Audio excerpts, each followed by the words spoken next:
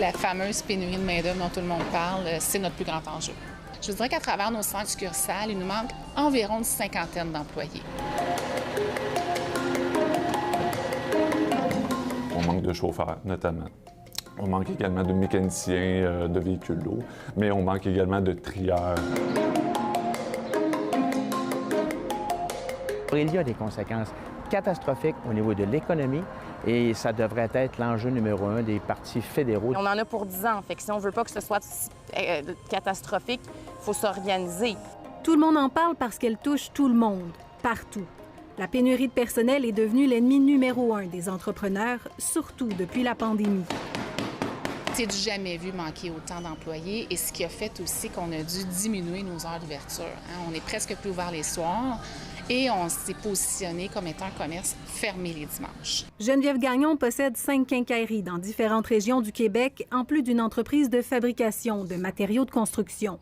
Comme beaucoup d'employeurs, elle juge que la PCU, devenue PCRE, est un frein à l'emploi. Nous, ça a un impact direct. Ils envoient leur CV parce qu'ils doivent envoyer leur CV. On n'a pas de retour d'appel, on a des retours d'appel, on embauche, ils ne se présentent pas la première journée de travail. C'est très, très, très difficile. C'est un problème. Un avis partagé par le Conseil du patronat. Actuellement, au Québec, plus de 128 000 personnes sont encore sous le programme de la PCRE.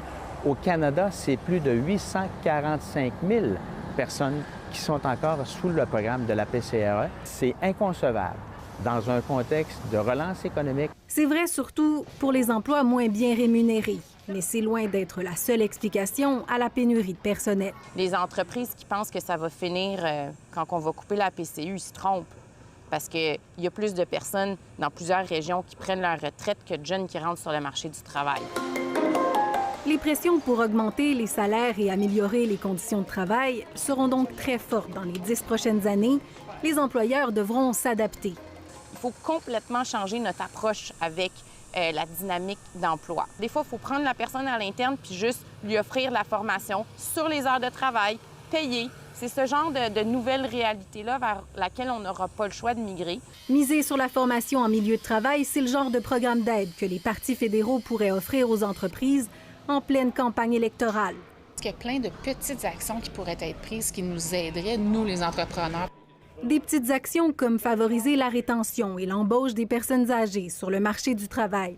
Autre solution, l'immigration. On va essayer de recruter à l'étranger, notamment. Ça, c'est quelque chose sur lequel on travaille très, très fort. Une demande qui revient d'un secteur à l'autre. Ricova est à la recherche de camionneurs et d'éboueurs. On a des contrats qu'il faut respecter avec les municipalités essentiellement. Et ça bouscule un peu ces contrats-là, le fait qu'on a un manque de personnel. Il faut aussi favoriser les femmes sur le marché du travail.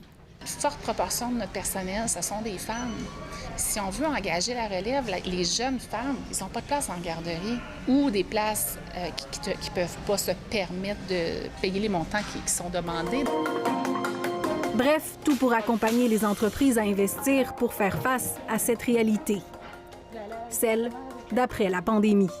Ici Jacques Audrey Charbonneau, Radio-Canada, Montréal.